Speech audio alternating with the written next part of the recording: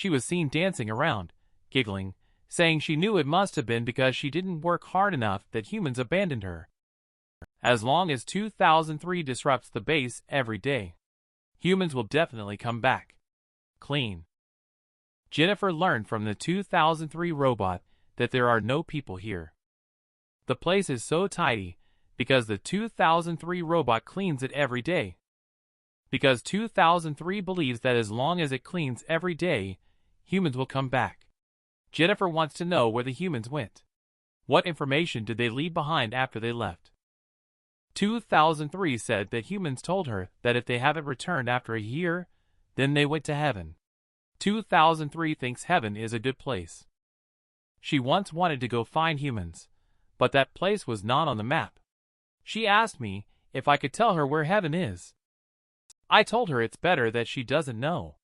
This machine has been hosted for 3 years. It seems those people are in grave danger. Jennifer asked 2003 to take her to check the inventory. She is planning the next step. I couldn't help but exclaim as I watched Jennifer walk into the castle. Experiencing so much and still being able to calmly make plans. Jennifer is really calm. In 2003, they introduced us to all human weapons here. But they all have been cleaned. This is the only remaining food compressed energy bar. Humans said it's as hard as old bacon that has been air-dried for 100 years. This is the medicine for repairing human wounds. Using too much on the human body will rust it. I was so scared that I hurriedly asked if what was injected into me was this. Fortunately, they said I am currently very safe. The repairing effect of this medication is very strong. Hair growth is the result of excessive repair. Medications cannot repair the complex human nervous system. Often, humans rely on medications to fight. Over time, they may turn into vegetative state. In addition to these, the base also has a continuously operating energy core and an underground water reservoir. I didn't expect there to be a water reservoir. I immediately asked about the location of the bathroom and went to take a shower. Jennifer was curious. Since there is an energy core, why doesn't 2003 recharge itself? 2003 said it is not allowed to use human resources without permission. Jennifer said, "A machine is just a machine." She then asked 2003 to take her to see other places. Upon hearing this, 2003 ran straight to get the map. Jennifer went to observe the log on the side. But she doesn't recognize these words. They look like graffiti. At that moment, 2003 took the map back. Due to the long years of neglect, 2003's wheels broke directly. 2003 fell directly to the ground. The map in her hand also fell off. Jennifer asked if 2003 could still function. She wanted to know what was written on the log. 2003 replied that it was a new language created by humans there. 2003 has no record of the relevant fonts. She also does not know. Jennifer said as she opened the map, "Even the aftermath of human extinction has been considered. Quite thoughtful." Suddenly, Jennifer's face turned pale. In 2003, we were asked if we were an island. 2003 accurately told her that we are the only continent on Earth. According to data statistics, in another 179 days, this continent will also be flooded by strong acidic oceans. Now all the monsters around the world are gathering on this land. 2003 requested the owner, Jennifer, to stay inside the shelter. Jennifer understood the current situation. Without weapons. 2003 said it is true. She sighed. She then asked about 2003. Are there any clothes left by humans? She wants to bring them to me. 2003 said there are some. They are in the bedroom. This little thing doesn't need the master to come. 2003 will take care of it. Jennifer coldly asked if she knew why she had been abandoned by humans. In 2003, uncertainly said it's because she wasn't working hard enough. Jennifer directly crossed over from 2003. Then tell 2003, because she will not showcase her value. Also said that she doesn't want to end up like 2003. With a click, the door of the bathroom was opened. I turned around to look towards the door. I saw 2003 crawling in with a cloth. I asked her why she ended up like this. 2003 said she is not useless. Wiping the floor with a cloth, she said she can clean. She wants to be with humans. She longs for the time spent with humans. Then her camera started playing, showing the footage she had seen before. At that time, there were many small animals around. Human children would happily call her name, 2003. Then, they would cheer her on as she cleaned. At that time, she was truly happy to clean. Later, she cleaned alone, but she still made sure to clean the entire base. At this moment, she is still vigorously scrubbing the floor. Tell me, she does not know what heaven looks like. But she will strive to make this place cleaner than heaven. I didn't expect that 2003 has aged into this appearance. I asked her how the robot was repaired before. She told me it was maintained by human engineers. Where should I find an engineer in this world? Anyway, I'll try to repair it myself first. Just at this moment, the door behind me creaked again.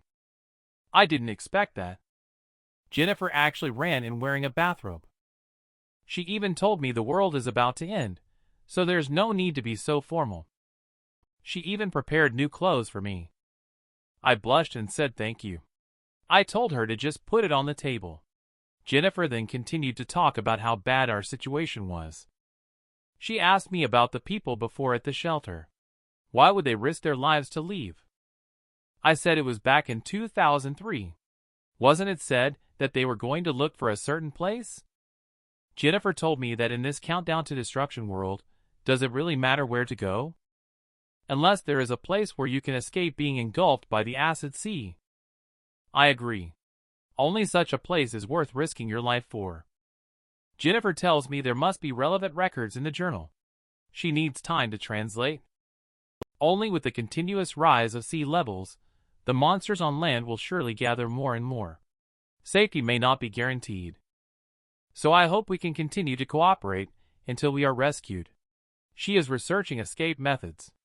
She needs my help in terms of safety. But right now, my mind is full of how casually she takes off her clothes. It's too daring.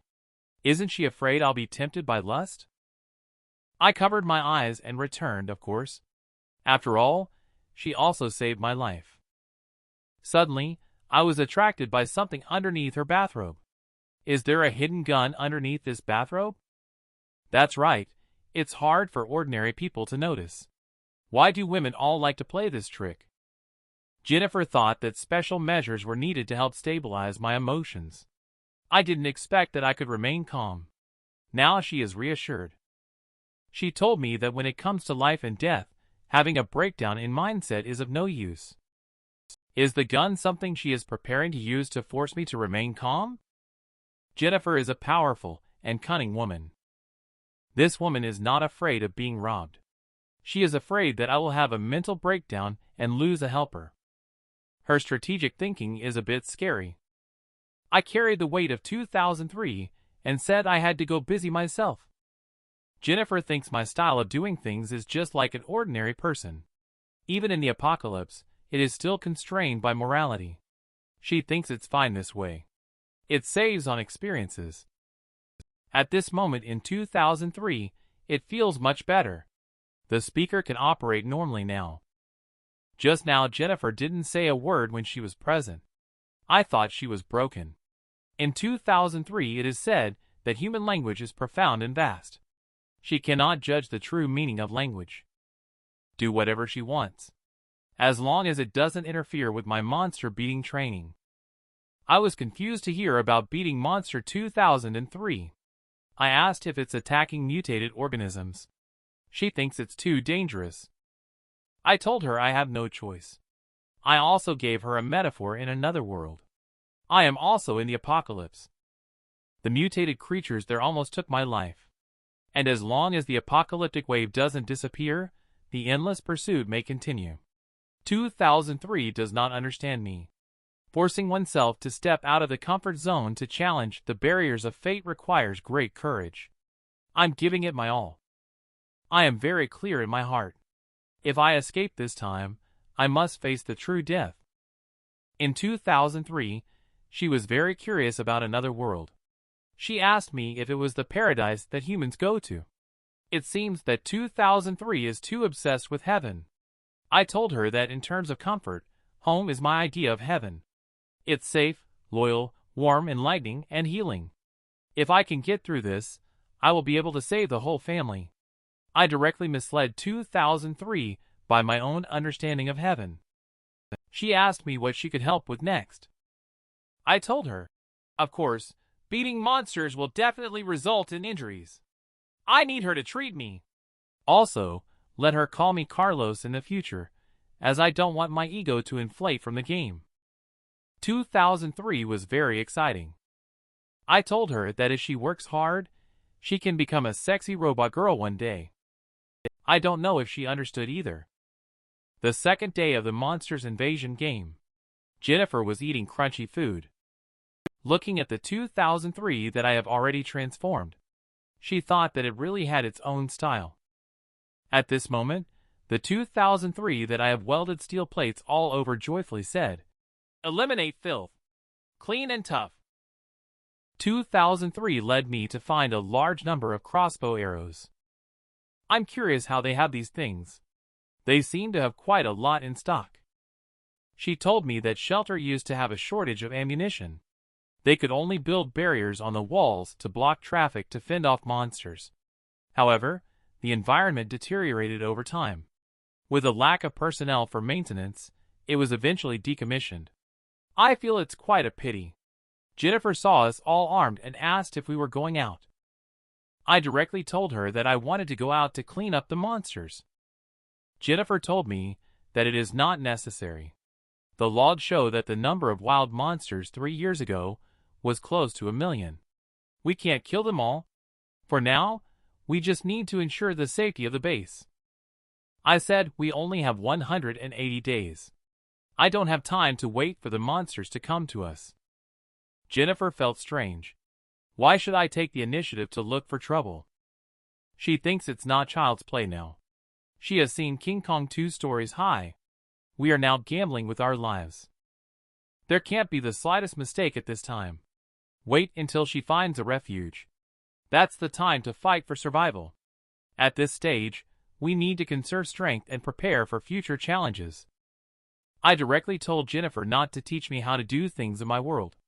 Jennifer was also taken aback when she heard my words. In the real world, I was lying on the hospital bed with only a slim chance of survival. In such a situation, how could I still have the mood to shrink into shelter? In this situation, I must quickly become stronger. I let Jennifer listen. I take care of her because of the grace of saving my life.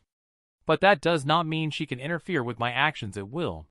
To be honest, I don't care how this world will end up in the end. If she is uncomfortable, she can leave at any time, okay? Jennifer was surprised by my words again. Then she smiled. She just worried about my safety, wishing me a safe journey. I feel like talking to NPC Jennifer is pointless. Carrying 2003 with me, I set off. Jennifer at this moment, with a furrowed brow, locked in thought, feels my thought process is not that of an ordinary person. She is not sure what I am thinking. She suspects I am not crazy. Jennifer feels a giant snake crawling beneath her feet. Then she turned back in horror. She found herself surrounded by a giant snake. Suddenly a hand reached out to her shoulder, asking her what value she has. Jennifer turned around and struck back. She shouted, "Shut up," with her mouth, but more voices came from around, all calling her name. Jennifer felt that the surroundings were becoming more and more terrifying. She suddenly reached out and tied up her own hair. She felt the sky suddenly cleared up. There was no sound calling her around. Jennifer wonders why her hysteria is starting to relapse. She needs to find a way to build a relationship with me. It's a dead end for her to go to the shelter alone. It's 2003. I noticed that my tone just now seems different from yesterday. I told her that I have been different since I arrived here. In 2003, it was known that the neck is a weak spot for humans. She is very curious. Why did I make such a risky move? After experiencing dreamland, I still have illusions about reality.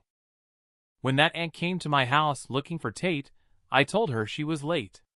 The aunt told me that Tate killed to save her, and that he is not fundamentally bad. He only spent 20 years in prison. After coming out, he mixed with bad people again. I hope that when I see Tate later, I must persuade him to turn his life around. I now realize that I should give up illusions in both dreamland and reality. I not only failed to advise him to succeed, but also was looked down upon by him for having no money or power. Why did I give up the fantasy? Because saving others is what a hero should do. But most people get a script that even an ordinary person is not. 2003 on the side expressed that it cannot understand what I said. Suddenly we stopped in our tracks. Because ahead there was a pack of mutated wolf herd. In 2003, I was told that the mutated wolf herd is very vicious.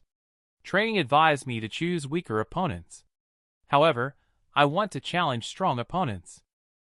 In 2003, it was also pointed out that the ability number of the wolf herd is much higher than mine. I reached out and took out the crossbow arrows on my back. 2003 still advised me to go back. My heart rate started to accelerate. I found the feeling of being a hunter that I had before. In 2003, I also discovered that my ability number had increased. I remind myself to let go of fantasies. Struggle leads to growth. Sexuality leads to death. In 2003, I discovered that my ability number had actually risen to 90. At this point, the wolf herd had already started charging towards me. At this moment, I am unstoppable. I began throwing wildly at the wolf herd. After my wild throwing output, only the last two mutated wolves were left on the scene. I just stabbed one of the wolves to death. The last one rushed over. I looked at her face with disgusting pus-filled sores. I immediately hugged her neck. And then I used force with my arm. I heard a click, and I strangled her to death directly. The result was that the back of my hand was corroded again. In 2003, I was reminded not to attack mutant organisms barehanded. The liquid inside their green pustules is corrosive. I told her this is also part of the training. In the real world, how could anyone carry controlled-edge weapons? Suddenly, in 2003, they found their shelter tents on the open ground. From that strong smell, I deduce. This tent has been occupied by wolves for a long time. I opened the box and asked what was inside in 2003. She told me that it was wheat seeds, a symbol of their wheat shelter. Now I know that the shelter is called wheat. It sounds like a place for producing grain. 2003 told me, that's correct. In the past, there was gunpowder, and everyone had different roles in production at shelter. People bartered goods among themselves.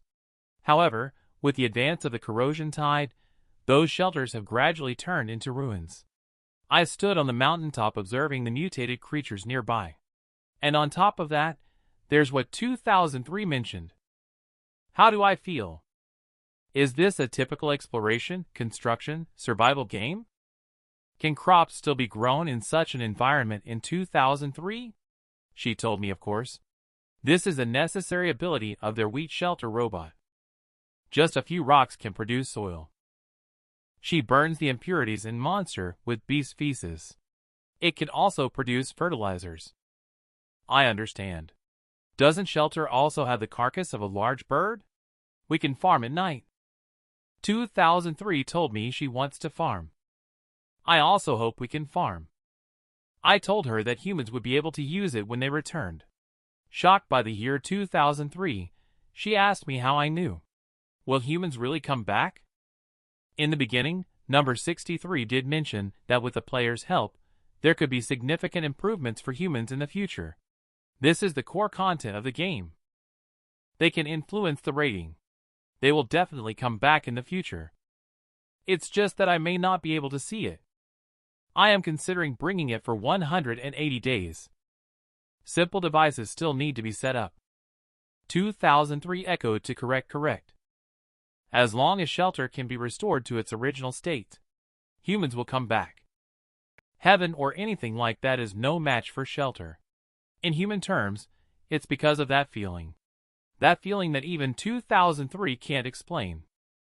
I turned to look at 2003 and told her, "That is home." 2003 fell silent. After that, she kept saying, "home," over and over. At night, I found myself in another battle with a large spider. I inserted all the crossbow arrows into its body. In the end, it was only with the help of a stone that I managed to kill it. In 2003, it was said that my combat ability number had decreased by 20 points compared to before. It asked if this was really due to training. I curiously asked what her combat ability number meant. The combat ability number is derived from the physical fitness and combat readiness of an organism. My highest number is 90. It gradually decreased to 70 points later on. But I have never lost. I asked her what she meant. 2003 said my fighting spirit has been weakening all the time. My focus has not been on the fight. I'm more like simply venting emotions with brute force. I couldn't even refute her. I have indeed been confused. Trained to be a skilled fighter. How could a dream come true? That was just talk and anger. In the real world, what we face are humans. Unpredictable attacks. Invisible mental pressure. In many situations in a civilized society, problems cannot be solved with just fists. People, when faced with disaster, always have to do something, even if they know it may not be very useful. In 2003, asked me why I had to return to another world, so I can treat this place as my home. I told 2003, how can it be called a home without any family? After all, this place is just a dream. However, building a home is a good idea. Making this place vibrant. Reuniting you with humans. It can also serve as a spiritual support. After returning to shelter, Jennifer felt quite content. I asked her why the body of the big bird outside was missing. Jennifer said, there are too many chemical substances in the monster meat here.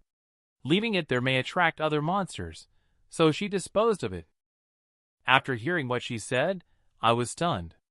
Well, let's turn the monster meat into fertilizer tomorrow. I suddenly found that I couldn't chew the food in my mouth. What's going on? Is it because I ate too much solid food? Did something happen to my chewing muscles? So I decided to get some water to soften it before eating. However, I did not notice Jennifer's expression.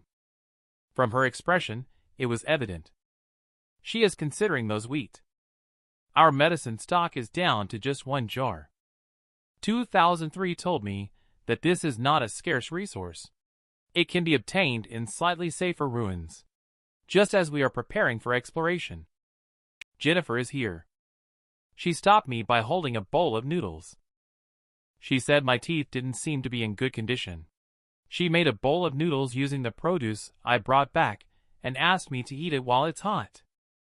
I hurriedly asked, "You didn't use up all the seeds, did you?" Jennifer said with a smile, "There are still some seeds left, and I've ground them into flour and stored them." Both I and 2003 didn't know what to say. Jennifer heard me calling those things seeds. Could it be for planting? She told me that the environment here isn't suitable. This land will be flooded within 6 months. It's meaningless to do so. I didn't expect Jennifer to be so quick. Why is it so difficult to get something done? I have become numb to it. I asked her not to take liberties with other people's things in the future. Let her face the consequences on her own. Don't let 2003 see it. Jennifer thought I was seeking excitement and adventure. Now I want to farm. Could it be that I want to settle down for the long term? She feels like my thinking is getting more and more outrageous. 2003. This robot has always shown signs of seeking sympathy. The problem may lie with 2003. The third day of the monster's invasion dreamland. 3 spare syringes should be enough. I can also self-rescue in crisis situations. 2003 reminded me. The first time I went to the ruins was mainly for reconnaissance. Jennifer came to me and said she wanted to discuss something with me. She told me that the assembly instructions for the robot recorded in the logbook actually allow for the expansion of many functions for 2003.